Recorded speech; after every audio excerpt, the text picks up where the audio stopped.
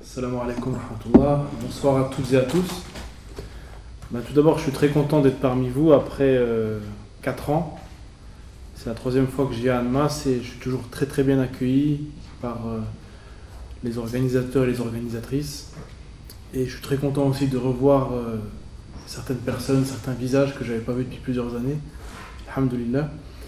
Et dans la discussion avec Karim, ce thème m'a été proposé.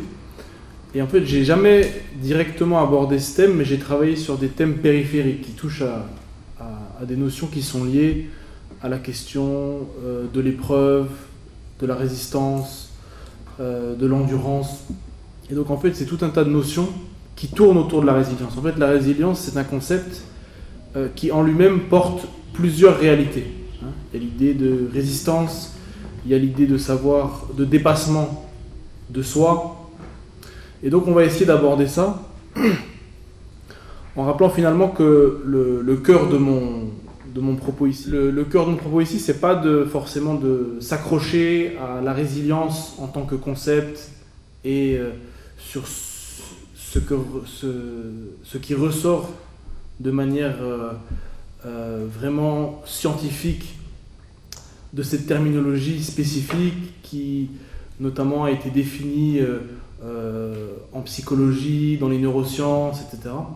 Mais c'est plutôt d'aborder cette thématique-là, de la question de la réaction, de la résistance face aux crises, face aux difficultés, face aux épreuves, face aux chocs. Et on sait que de tout temps, les philosophes, les sages, les hommes de science, de religion, ont médité, ont réfléchi et ont produit des outils sur ces questions, sur la question de la résilience, sur la question du sens de la vie, du sens des épreuves, du sens de la souffrance.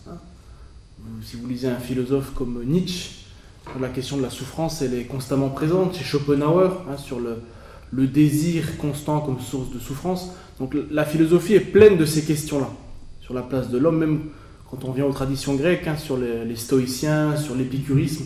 Tout ça, c'est l'idée, c'est que finalement, la question de nos désirs, la question de la quête du bonheur, qu'est-ce qui nous mène au bonheur et comment atteindre le bonheur quand on est confronté aux souffrances de la vie. Donc ces questions-là, elles sont transversales dans toutes les cultures, dans toutes les philosophies, dans le confucianisme pareil. Et évidemment, on retrouve beaucoup d'éléments qui touchent à ces questions-là dans l'islam. Et je vais évidemment me concentrer sur le référentiel musulman et sur comment, à partir des sources, à partir de principes clés de la religion musulmane, à partir de certains épisodes de la sira du prophète, de la vie du prophète Mohammed, comment on peut tirer quelques enseignements sur cela qui peuvent aussi nous être utiles à nous aujourd'hui. Face aux crises actuelles, ça peut être des crises collectives, on vit tous comme tous les Français et pratiquement comme une majorité de citoyens dans le monde, on vit aujourd'hui des crises économiques, des crises morales, des crises politiques, des crises identitaires. Ça, c'est sur le plan collectif. Quand on est aussi quand une communauté est victime de racisme, c'est aussi un défi collectif. C'est une crise qui crée aussi son lot de traumas, qui crée son lot de difficultés, d'anxiété. C'est collectif, mais ça a des conséquences collectives et individuelles. D'ailleurs, même en psychologie, là, on parle de la psychologie individuelle et collective. La psychologie collective qui a plutôt été développée par Jung et individuelle plutôt par Freud, pour la psychanalyse. Donc vous voyez, tous ces éléments-là, on voit qu'ils ont une longue hérédité dans l'histoire des idées, de la pensée. Et donc je pense que c'est important d'y revenir. Mais tout ce qui est ici, à un moment donné de votre vie, alors il y a différents niveaux de choc, de trauma, mais on a tous vécu des épisodes douloureux. On est confronté à la mort d'approche, à un échec scolaire, à une déception amoureuse, à un divorce, tout un tas de situations qui nous mènent dans une situation où à un moment donné on ne sait pas forcément comment gérer nos émotions, comment gérer notre colère, comment gérer un traumatisme. Et quand on pense qu'on l'a évacué, il revient. Vous voyez ? Et donc en fait, l'idée de résilience et de ceux qui réfléchissent à cette question, c'est finalement par quels moyens, par quels outils on peut dépasser ces traumatismes. C'est-à-dire le traumatisme, il est là, il a été vécu. La difficulté, elle est là, elle est passée ou présente, mais comment faire pour la confronter et pour la dépasser? Et une fois qu'on l'a confrontée, qu'on l'a écartée en tant qu'obstacle immédiat, comment faire pour se reconstruire? Parce que même si la difficulté n'est plus présente, son souvenir, l'empreinte négative qu'elle a laissée, a encore un impact. Et ça a encore un impact sur nos décisions, sur nos comportements. Oui, ça peut aller jusqu'à, sur le plan psychologique, psychiatrique, à des névroses, à certaines maladies psychologiques, des maladies aussi spirituelles. C'est une réalité. Hein, Abu Hamid al-Ghazali a beaucoup écrit sur ça, hein, sur les maladies du nafs, les maladies spirituelles, et qui impliquent une réponse spirituelle. Chaque mal doit avoir comme remède une réponse du même ordre, du même niveau.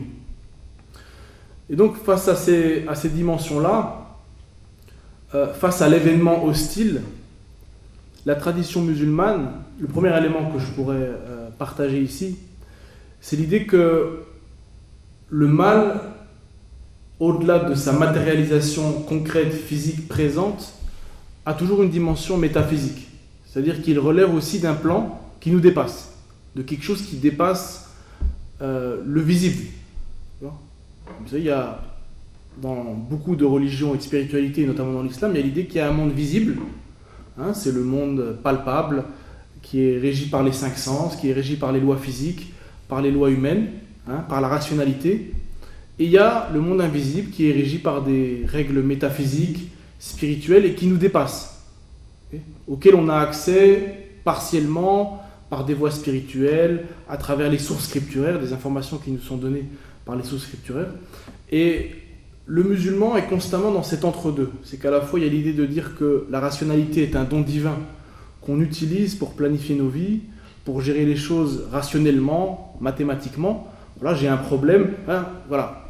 Si on pose en termes mathématiques, il y a un problème, une équation, ben, il faut que j'apporte une solution mathématique.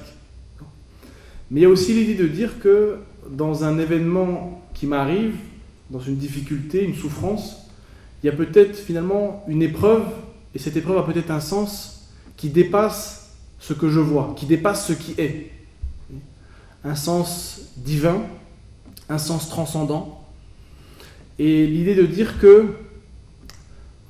notre état d'esprit en tant que croyant, en tant que personne qui a une connexion spirituelle avec la transcendance, doit nous permettre d'aborder les événements différemment, avec une certaine sérénité, une certaine distance, avec patience. Et en fait, finalement, la résilience, c'est à la fois lié à notre état d'esprit, dans notre réception des événements, et à la fois aussi à notre réaction. Comment on réagit à ces événements. Et quand vous voyez la difficulté uniquement dans sa souffrance ou le mal qu'elle représente sur le plan immédiat, ou alors quand vous la voyez comme une épreuve qui est connectée à quelque chose de plus grand, hein, qui fait partie d'un dessein plus large, et que peut-être c'est finalement un mal qui pourra permettre un bien, c'est peut-être une porte qui se ferme, celle d'un échec, pour permettre plus tard une réussite. Quand on aborde les choses sous cet angle-là, ben c'est une philosophie complètement différente. Et on aborde la vie de manière différente. Et on aborde les difficultés de manière différente. Et on a énormément de versets coraniques qui nous rappellent ça. On a un verset qui est très connu qui nous dit « Innamal usri yusra ». Certes, après la difficulté vient la facilité. En gros, Dieu nous dit, voilà, vous êtes confronté à une difficulté. Elle peut paraître sur le moment insurmontable, très difficile, très lourde. Mais finalement, le message coranique nous dit, patiente, fais preuve de résilience. L'idée, le terme n'est pas forcément utilisé, mais dans même l'idée de sabr, hein, l'idée de patience, d'endurance, on a l'idée aussi de résilience. Hein. Inna Allah ma'as sabirin, Dieu est avec les patients. Et en réagissant de la meilleure des manières face à cette difficulté, par des forces qui nous dépassent, qui dépassent l'entendement humain, Dieu fera peut-être en sorte qu'une ouverture se produise, qu'une facilité arrive après la difficulté. Qu'après l'épreuve vienne la délivrance. Et je pense que beaucoup d'entre vous, vous l'avez vécu dans votre vie. Moi, je l'ai vécu à mon niveau. Alors bien sûr, comme ce sont des choses qui relèvent d'un ordre métaphysique, c'est pas quelque chose qu'on peut prouver mathématiquement. Mais on a en nous une intuition spirituelle, et dans cette foi aussi en Dieu, où on sent, et de manière évidente, et on en a la certitude en nous, que c'est pas lié au hasard. À un moment donné, on a un échec scolaire, un échec amoureux, voilà, un échec familial, quel que soit, professionnel, et vraiment, on peut même aller jusqu'à des formes de dépression, etc. Et finalement, on digère la chose, on essaye d'aller de l'avant, et quelques temps après, subhanallah, on se rend compte que une nouvelle porte s'ouvre qui est meilleure que celle qui nous avait été fermée. Et que cette porte qui s'est ouverte n'aurait jamais été possible s'il n'y avait pas eu cette première porte fermée. Que les deux, qu'il y a un lien de causalité entre les deux. La fermeture de l'une a permis l'ouverture de l'autre. Moi, ça m'est arrivé dans mon propre parcours, dans mes études. Et sur le moment, c'est la résilience.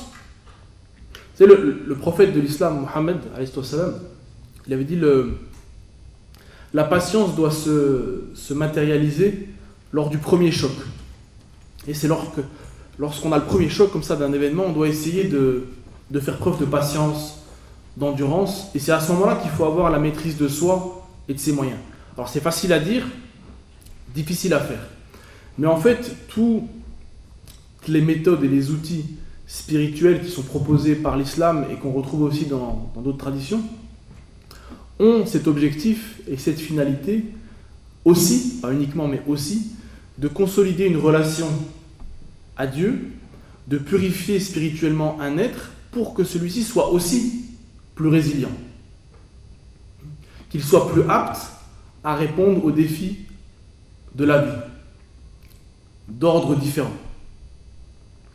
Et par rapport à ce que je vous ai dit juste avant, vous connaissez sûrement le verset du Coran qui dit « Asa an takrahu shay'an wa huwa khayrun lakum » Il se peut que vous détestiez une chose alors qu'en fait c'est un bien pour vous.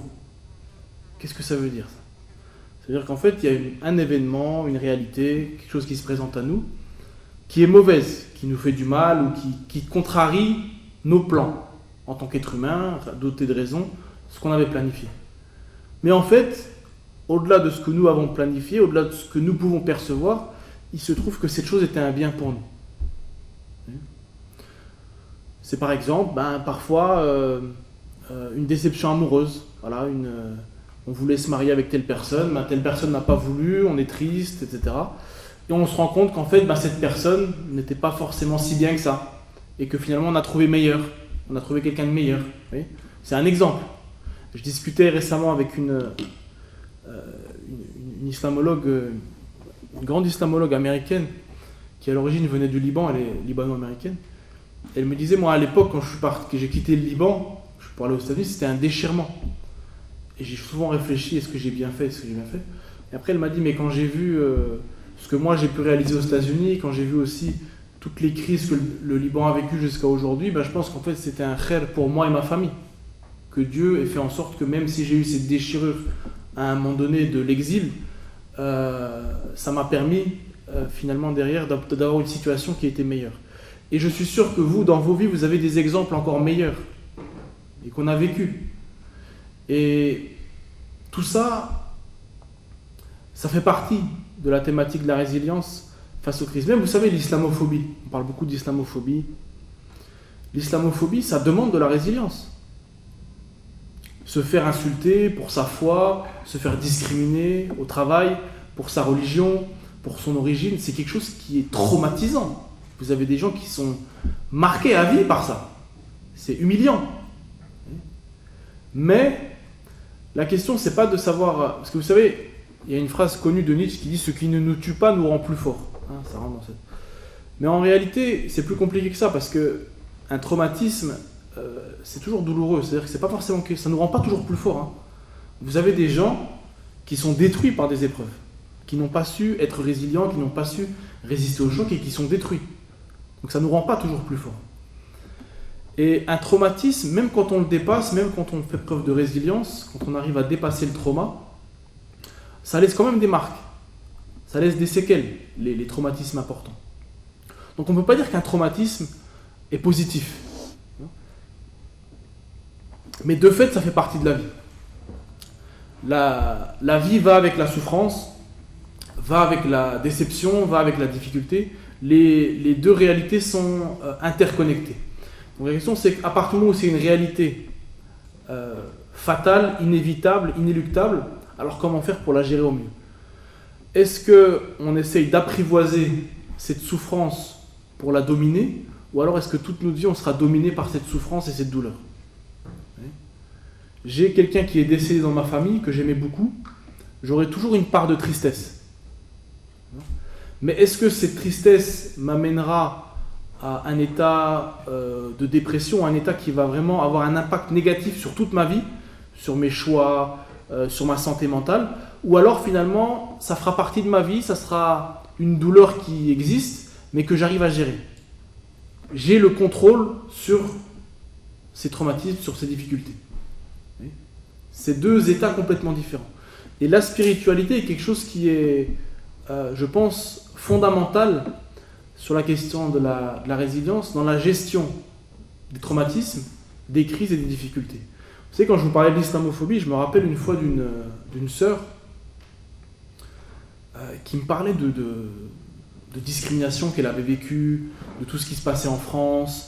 Voilà, on a une polémique là en ce moment, voilà, on reparle du burkini, et avant on parlait des cuics halal, et après c'est le voile, je sais pas où, chez les basketteuses et les footballeuses. Ben, ça s'arrête jamais, vous voyez, on passe d'une polémique à l'autre, et de manière discontinue.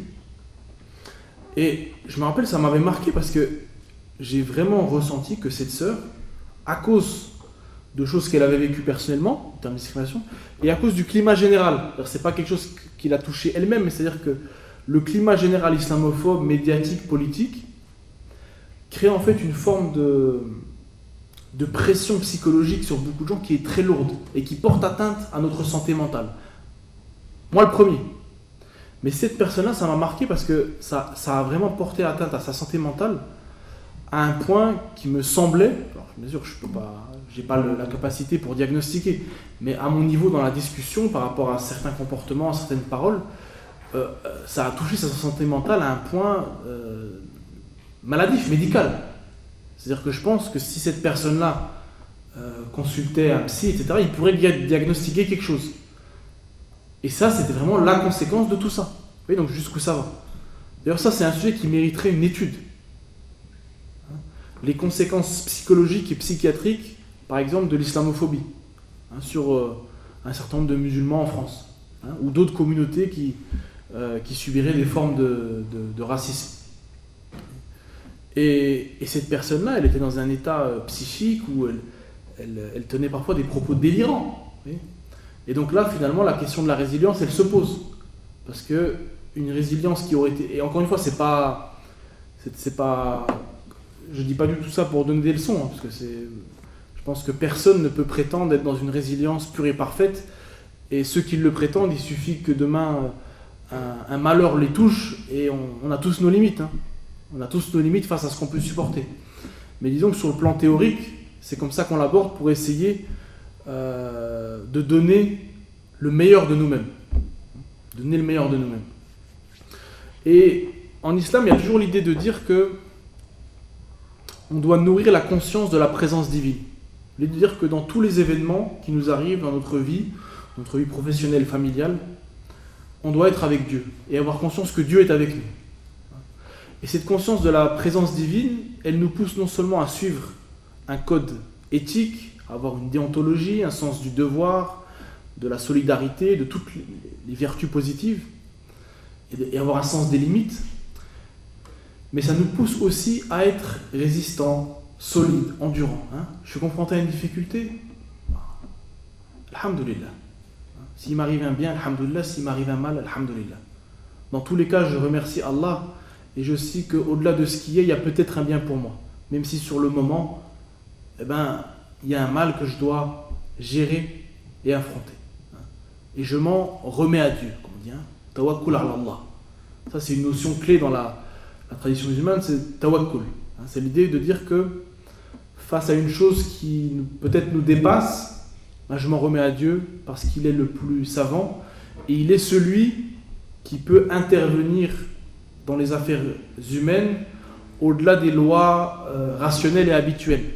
Hein, bien sûr, on sait que la science nous démontre qu'il y a des lois physiques, quantiques aussi maintenant, on va avancer sur la physique quantique, qui gèrent le monde matériel, le monde solide, qu'il soit du plus microscopique au plus matérialisé. Mais, sur le plan spirituel, on croit aussi que ces lois-là peuvent avoir leurs exceptions quand Dieu le décide. Ça, c'est la croyance musulmane et qu'on retrouve aussi dans d'autres religions. Hein. Dans le Coran, c'est notamment kun fayakun. C'est-à-dire que si Dieu veut une chose, elle peut se produire. Et donc, c'est aussi pour ça qu'on invoque Dieu. Pourquoi on fait des invocations? On fait des doigts. Hein, c'est aussi... et je pense, par rapport à la doua, vous savez, le prophète sallallahu alayhi wa sallam nous a dit « Ad-doua silah al-mu'min ». L'invocation, donc la prière, l'invocation, c'est l'arme du croyant. Et moi, j'ajoute, j'ajoute au sens en termes de méditation sur ce hadith, hein, évidemment, que c'est une arme de résilience. Pourquoi? Parce que non seulement elle nous connecte avec la transcendance directement, l'invocation, en fait, je parle à Dieu. Je parle à Dieu et donc cette relation directe avec Dieu renforce notre spiritualité, notre force spirituelle, et on le sait, et un de mes amis et professeurs, le défunt docteur Malek Badri du Soudan, qui était le grand spécialiste de la psychologie islamique, disait que la spiritualité est fondamentalement liée à la psychologie, hein, et au fonctionnement de la psyché humaine, et plus on sera fort et apaisé spirituellement, plus on sera fort mentalement et psychologiquement. Hein. Que la dimension spirituelle et psychologique étaient intrinsèquement liées chez lui, et il l'a très bien expliqué dans ses livres, et c'est pour ça que même lui, quand il a développé sa propre réflexion même sur les thérapies psychologiques, même comportementales, etc., il a introduit des éléments qui relevaient du spirituel dans la thérapie psychologique. Et on sait que voilà, donc un choc mental peut être guéri par un remède spirituel. Parce que les deux réalités sont profondément liées. Et même le physique est lié aussi au spirituel. Parce que si je ne me sens pas bien psychologiquement, des fois, moi, ça m'est déjà arrivé quand j'étais un peu déprimé, j'ai pas faim, j'arrive pas à manger. J'ai plus envie d'aller faire du sport, j'ai plus envie de rien faire. Donc ça a un impact sur mon corps aussi. Ça a un impact physique sur moi-même. Et donc si mon état psychologique s'améliore, mon état physique va s'améliorer. Et donc si spirituellement je suis fort, nourri spirituellement, que mon cœur est nourri spirituellement, je serai plus fort psychologiquement et donc plus fort physiquement. Comme diraient certains, c'est un esprit sain dans un corps sain. Et d'ailleurs, c'est aussi lié finalement. Moi, je pense aussi que... alors, je vais revenir sur l'invocation. Donc, l'invocation, il y a cette relation à Dieu. Et il y a aussi, moi, je pense sincèrement, c'est pas simplement que je pense, c'est que j'en suis sûr, parce que je le vis, et je pense que certains d'entre vous le vivent aussi, c'est que le fait de parler à Dieu, c'est en soi une grande thérapie. Parler à quelqu'un, c'est déjà une thérapie, mais parler à Dieu, c'est une thérapie encore plus grande. Et c'est pour ça que des fois, il y a des choses qu'on n'arrive pas à dire aux autres, mais on peut toujours les dire à Dieu. On a toujours l'idée que Dieu sait et comprend tout. Et en plus de ça, en l'invoquant, on lui demande d'intervenir pour nous aider. Et on sait que, dans beaucoup de circonstances, et moi ça m'est déjà arrivé, et je pense que ça m'est déjà arrivé, que Dieu exauce nos invocations. Quand on prie avec détermination, avec sincérité, très souvent Dieu exauce nos invocations. Et donc là, on a un élément supplémentaire qui facilite aussi la résilience. Moi, je me rappelle, j'avais vécu, il n'y a pas si longtemps que ça, une épreuve assez difficile. Je me rappelle le fait d'invoquer Dieu, ça m'apaisait. Lire le Coran, c'est aussi une source d'apaisement. qui facilite la résilience.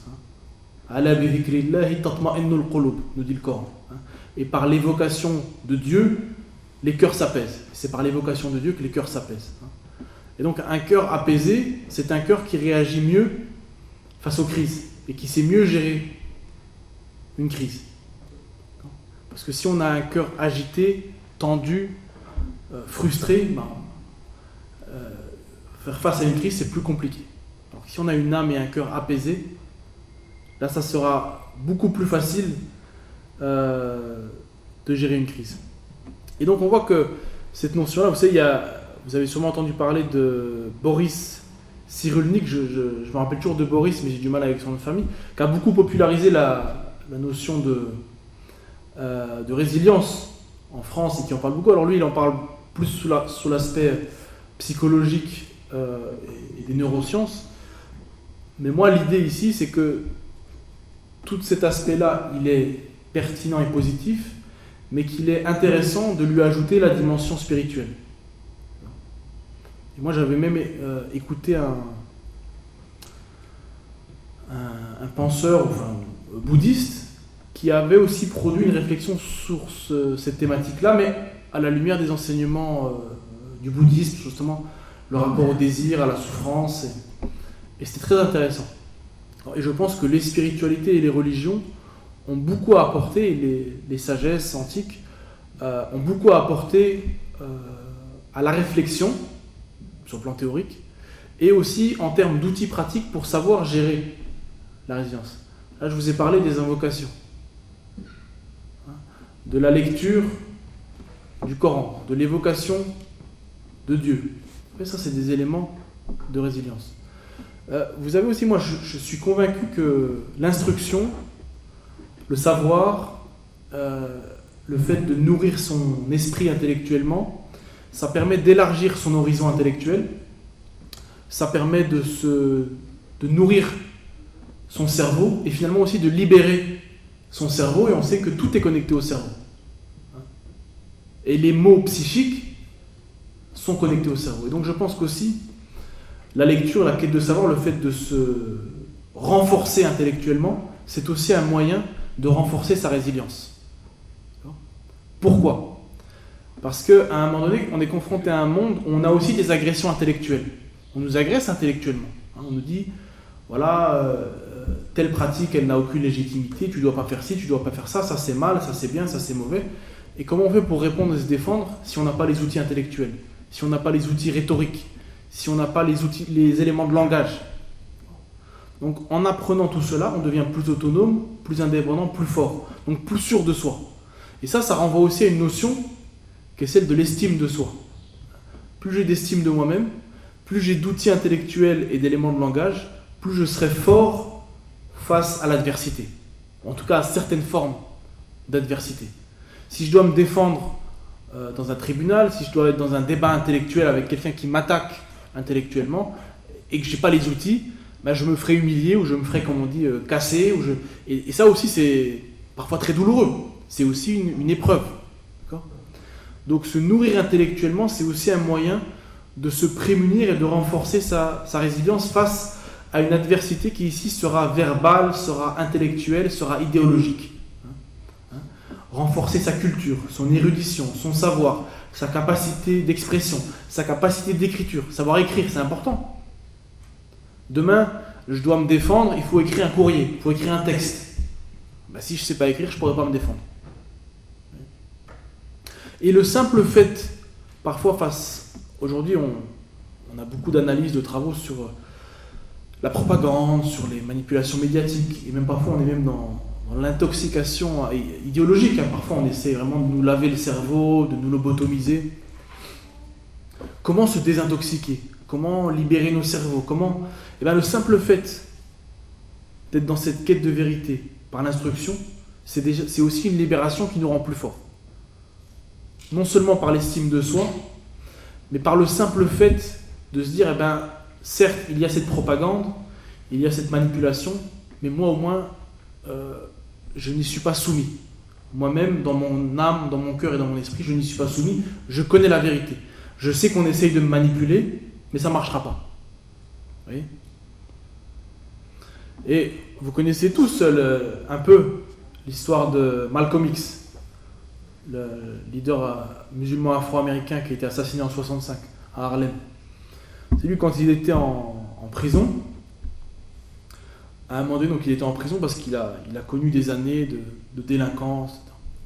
Et à un moment donné, il a eu une sorte de réveil spirituel et intellectuel en prison, ce qui l'a amené à se convertir à l'islam, etc.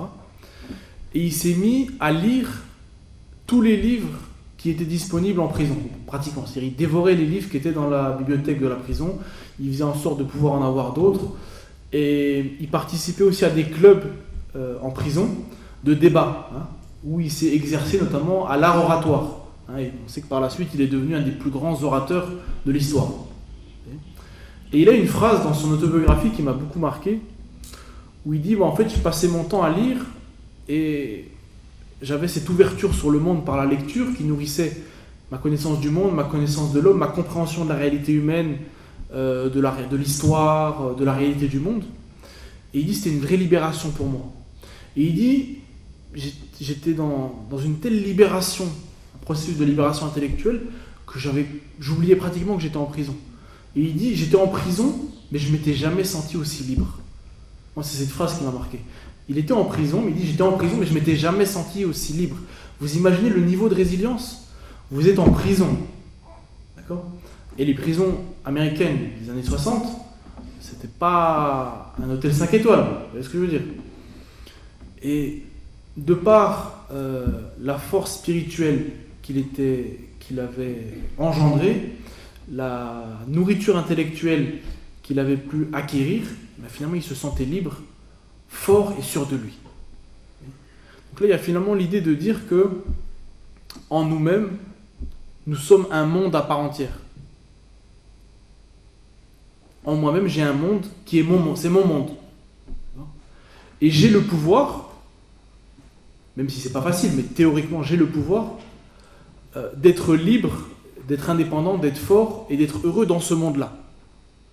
C'est-à-dire qu'en fait, il y a des événements autour de moi, il y a un environnement, il peut y avoir de l'hostilité, des épreuves, de la difficulté, mais si en moi-même je trouve la force et les ressources spirituelles, intellectuelles pour m'immuniser de cette hostilité-là, j'arriverai non seulement à y faire face, mais j'arriverai à être heureux et avoir la paix intérieure.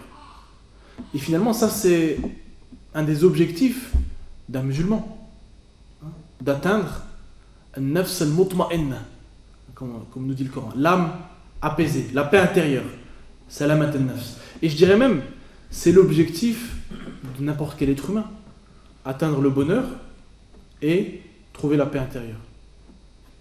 Quel être humain, c'est une aspiration qui est universelle. Et on voit que dans l'islam, on a des voies qui nous mènent à ça. Je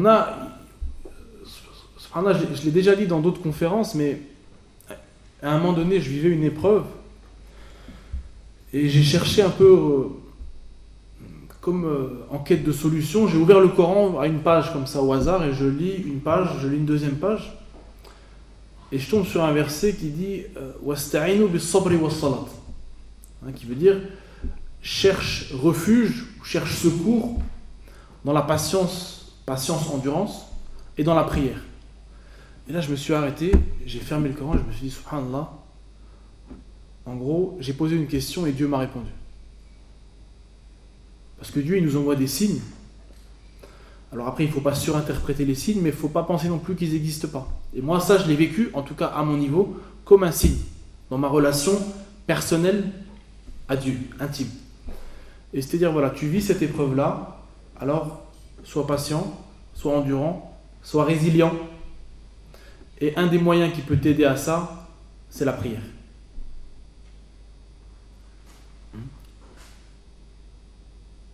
Pose le front par terre. Prends un tapis, prosterne-toi. Fais 2 rakats. Fais des prières surrogatoires. Va à la mosquée aux prières collectives.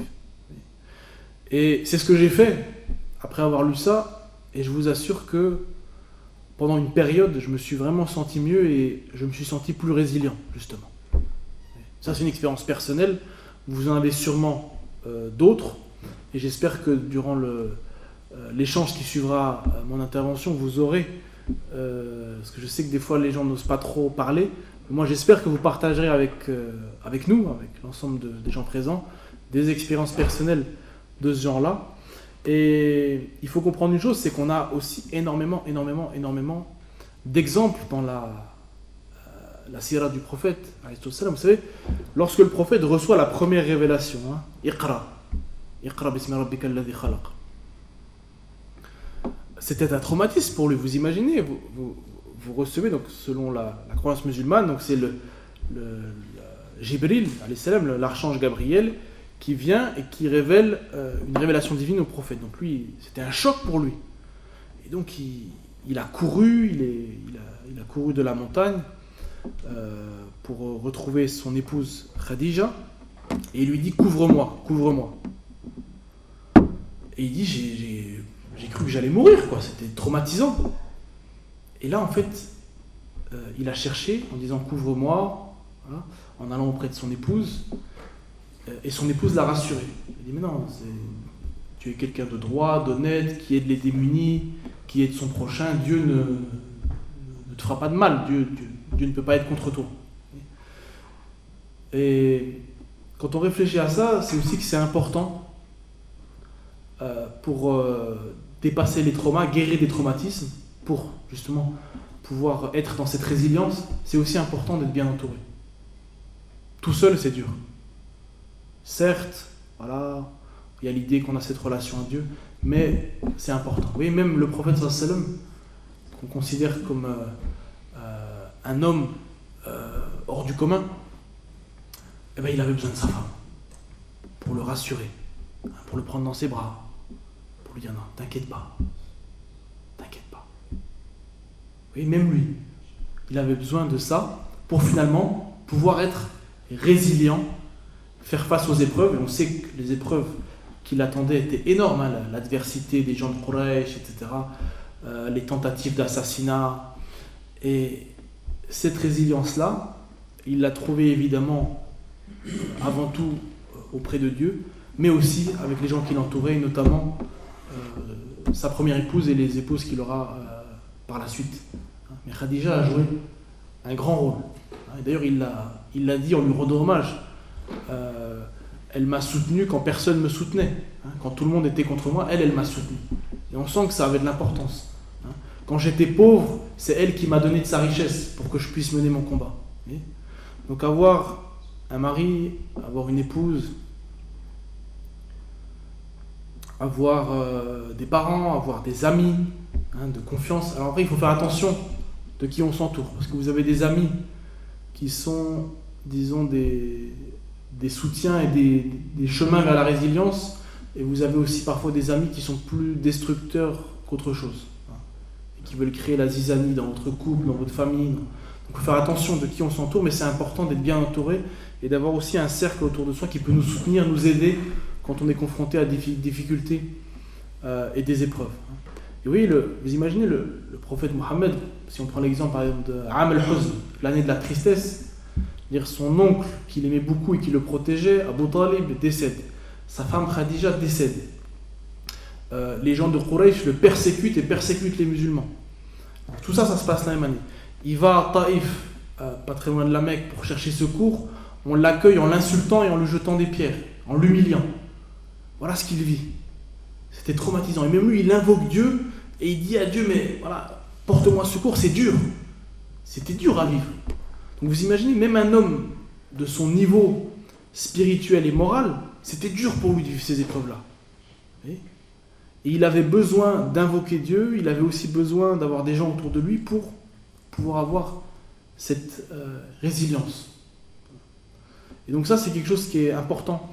Et finalement, en étant patient, en persévérant, face à l'épreuve, face aux difficultés, et bien cette même année, on a eu ce qu'on célèbre dans la tradition musulmane comme le voyage nocturne d'ascension, l'Isra wal Mi'raj. Et donc finalement, après l'épreuve, Dieu l'a honoré par l'ascension nocturne qui était le plus grand honneur qui pouvait être fait à un prophète. Et on sait aussi par la suite que par tout ce qui s'est passé ensuite à Médine jusqu'à la conquête de la Mecque, que finalement on a eu des défaites, on a eu des épreuves, on a eu de la douleur, mais qu'à la fin, ça s'est conclu par une victoire. Et ce qui a permis ça, c'est aussi cette résilience, cette patience, cette intelligence stratégique qui était associée à une profonde confiance en Dieu et l'idée de s'en remettre à lui, tawakkul. Donc c'est les deux. C'est toujours les deux. L'islam n'est pas une religion qui fait la promotion du fatalisme. L'idée de dire, écoutez, moi je fais rien, j'invoque juste Dieu et j'attends que les choses se passent. Non. En tant qu'être humain, tu as un pouvoir d'agir sur le réel. Tu as un pouvoir d'influencer les événements et une responsabilité. Tu te dois de faire le bien et tu te dois de créer les causes et les conditions de ta propre réussite et de la réussite des autres pour promouvoir ce qui est meilleur pour toi et pour autrui. Mais au-delà de mes capacités et au-delà de ce qui relève du possible, et aussi pour m'aider dans la réalisation de ce que je fais, là je m'en remets à Dieu et je l'invoque. Et c'est tout le sens notamment du hadith prophétique où un homme demande au prophète, est-ce que j'attache ma chamelle ou pas? Il dit, l'homme lui dit, mais c'est pas la peine que je l'attache, je m'en remets à Dieu. Ils vont dire, je me remets à Dieu pour que la chamelle reste et ne bouge pas, j'ai pas besoin de l'attacher. Et le prophète lui a dit non, aqilha wa tawakkal. Tu l'attaches et après tu t'en remets à Dieu. Pour moi ça veut tout dire. C'est qu'il faut agir intelligemment, d'accord? Et il ne faut pas être dans une sorte de j'allais dire une sorte de, j'ai oublié le terme, de bigoterie, voilà, c'était ça le terme que je cherchais. Il ne faut pas être dans une bigoterie de penser que parce qu'on est croyant, on doit penser que finalement les choses vont se produire d'elles-mêmes sans qu'on agisse. Non, il y a aussi il y a une réalité scientifique, logique, et qui fait aussi partie de la religion. La raison fait partie de la religion, et comme disait Averroès, Ibn Rushd, la raison et la révélation sont deux vérités qui ne rentrent pas en contradiction. Donc les deux peuvent se marier. Dans la tradition chrétienne, le mariage entre religion et raison a aussi été promu par des gens comme saint Thomas d'Aquin et d'autres. Donc c'est quelque chose qui existe dans les traditions religieuses et spirituelles, et c'est très très important de le rappeler. Toujours associer ces deux dimensions. L'idée de dire qu'on croit effectivement en une réalité transcendante qui nous amène aussi à croire qu'il y a des choses qui dépassent le réel, qui dépasse le rationnel, qui n'est pas irrationnel mais qui est supra-rationnel. Mais il y a aussi des choses qui relèvent de la rationalité, et à la rationalité il faut appliquer des catégories intelligibles rationnelles. Et chaque ordre a ses règles et ses logiques, et c'est comme ça qu'on gère notre vie et qu'on doit la gérer de manière générale.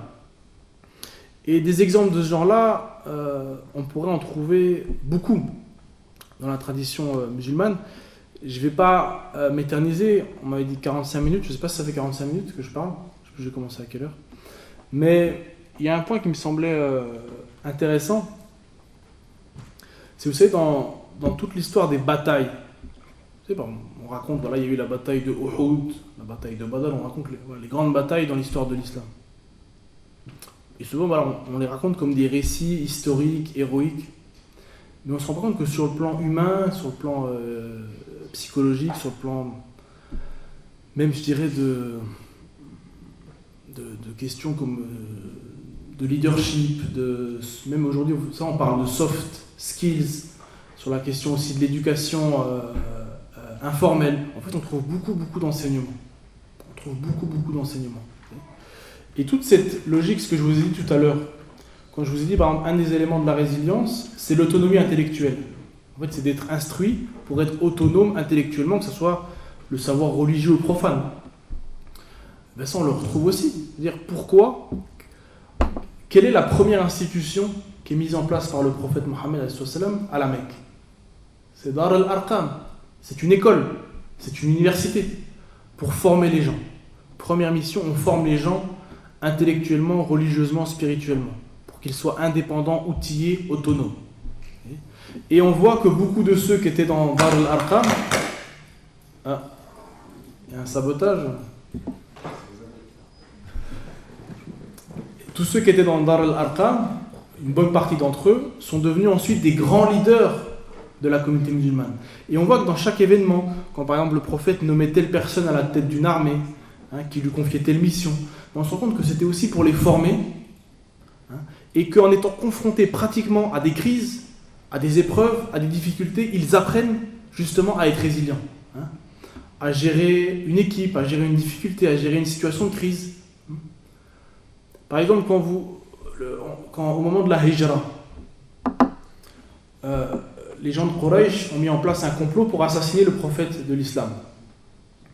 Eh bien, il demande à son jeune cousin, Ali ibn Abi Talib, une personnalité très importante de la tradition musulmane, Karamallahu wajha, il lui dit va dans le lit à ma place pour ruser, comme ça, et donc quand Quraysh est arrivé, ils ont vu que c'était pas le prophète. Mais vous avez vu, c'était quand même risqué quand on y pense.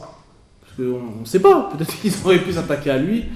Et le sens de tout ça, c'est que finalement, comme le fait qu'il ait confié ensuite, quand lui est parti à Médine, il a demandé à Ali ibn Abi Talib de rendre les dépôts. Toutes ces missions qu'il lui confiait, c'était pourquoi ? C'était pour le former. Quand vous êtes directement confronté à ce type d'épreuve, vous apprenez à gérer la peur, vous apprenez à être courageux, vous apprenez à gérer une situation de crise. Quand il nomme Oussama à la tête d'une armée, alors qu'il avait 17 ans, il met 17 ans. Vous imaginez ce qu'il va gagner en termes d'expérience, justement, comment gérer les événements face aux crises, gérer un collectif, savoir faire face à l'adversité. Donc tout ça, c'était aussi des écoles. Quand il envoie, vous savez, la première hijra, la première migration, c'était pas à Médine, c'était où ? La première avant d'aller à Médine, Abyssinie. Et la tradition générale nous dit il a envoyé les gens les plus démunis et les moins protégés sur le plan des alliances tribales. Donc ceux qui étaient le plus vulnérables de la Mecque, il les a envoyés en Éthiopie, en Abyssinie, pour qu'ils soient protégés par un roi chrétien, le Négus, Najashi, qui était réputé comme étant un homme juste, et pour qui le prophète de l'islam avait beaucoup de respect. Mais par exemple, dans la délégation, il y avait un jeune homme qui s'appelait Ja'far ibn Abi Talib, le frère de Ali. Mais le frère de Ali, Ja'far, c'est le même clan que le prophète, c'est Banu Hashim. Ils étaient protégés. Il n'y avait pas de risque majeur pour lui à la Mecque. Si le prophète l'a envoyé là-bas, c'est pour d'autres raisons. Et moi, mon intuition, c'est qu'il l'a envoyé là-bas pour le former, pour en faire un leader de cette communauté, pour qu'il devienne un pilier. Et c'est ce qu'il est devenu. Lui et son frère sont devenus des grands leaders. Ali et son frère Ja'far sont devenus des grands leaders de la communauté musulmane. On le sait, Ali est devenu le 4e calife, bien guidé de l'islam, et on sait à quel point sa vie est source d'inspiration et qu'il est une figure centrale pour les musulmans. Mais Ja'far est décédé un peu plus tôt, à la bataille d'El Mu'ta, où il était un des généraux, on va dire, des commandants, mais il était aussi devenu un des grands leaders de cette communauté. Et il l'a envoyé là-bas pour le former, et justement, notamment, pour le former intellectuellement, le former à faire face à l'adversité intellectuelle et idéologique, et à le former à l'art oratoire, diplomatique, au sens de l'argumentation et de la communication. Parce que qu'est-ce qui s'est passé là-bas ? Et après cela, je vais conclure. On a une délégation de Quraysh qui vient et qui va voir le Négus en Abyssinie, qui dit il faut que vous nous rendiez ces gens-là, c'est des gens de chez nous, c'est des traîtres, etc. Il faut que vous nous les rendiez. Ne leur accordez pas l'asile. Lui il dit mais non, pourquoi vous voulez que je ne leur accorde pas l'asile, etc., etc. Et donc il y a un débat. Et finalement, les musulmans étaient dans une situation où leurs ennemis, les Quraysh, essayaient de dire ouais, mais leur croyance n'est pas la même que la vôtre. Vous êtes chrétien, vous avez telle ou telle croyance, mais c'est pas la même que la vôtre. Et c'est Ja'far qui a pris le leadership à ce moment-là. Et c'est lui qui, au nom de la communauté musulmane qui était présente, a pris la parole devant le Négus pour déconstruire les arguments de Quraysh. Il y a eu un vrai débat. Et notamment, regardez l'intelligence de Ja'far. Il a mis en avant la proximité et les points communs entre le christianisme et l'islam. l'importance de la figure de Mariam, de Marie, de Isa, Jésus. Et il a développé un argumentaire en disant que, voilà, en rappelant que les Mécois les persécutaient du fait qu'ils croyaient en un Dieu unique, alors qu'eux étaient polythéistes. Et les récits traditionnels nous rapportent que le Négus a été très impressionné par la prestation oratoire de Ja'far et a été même ému. Et que finalement il leur a donné raison, et on le sait, il leur a accordé l'asile et il a donné tort aux émissaires de Quraysh qui sont repartis bredouilles. Donc ça aussi c'est un enseignement intéressant sur comment la formation intellectuelle, qu'elle se fasse de manière, on va dire, scolaire, comme confrontée aux événements, hein, développer sa capacité d'expression, etc., c'est aussi un moyen de résilience. Et bien sûr, on pourrait rajouter, je pense, énormément de choses, mais vraiment l'idée c'est de dire que lorsqu'une porte se ferme, il ne faut pas voir cet événement-là seulement dans sa dimension immédiate et négative, mais se dire qu'au-delà de ce qui est, Dieu peut nous apporter quelque chose de meilleur et qu'un échec peut faciliter une réussite. Et donc essayer toujours essayer de finalement se dépasser soi-même pour dépasser la difficulté de l'instant. Hein, se projeter dans l'avenir et se projeter dans des données qui nous dépassent. Et donc à partir de ça et à partir de beaucoup d'autres éléments qui pourraient être ajoutés à cette conférence, et je compte sur vous pour en ajouter dans le cadre de cette discussion-là, la résilience, la résistance, qui sont là, c'est lié à la question de la résistance, de la patience, de l'endurance. On sera toujours confronté dans notre vie à des traumatismes, on sera toujours confronté à des souffrances sur le plan collectif, sur le plan individuel, et il faut savoir toujours y apporter la réponse adéquate. Il y a une réponse qui relève de la rationalité, de la réflexion, de l'intelligence, il y a une réponse qui relève de l'émotion, il y a une réponse qui relève du spirituel, et c'est en additionnant ces différents ordres, ces différents éléments qui, je pense, on arrivera peut-être à mieux gérer les crises, les défis qui s'imposent à nous, hein, on n'a pas le choix, qui s'imposent à nous sur le plan individuel et collectif. Je vous remercie. Barakallahu fikum.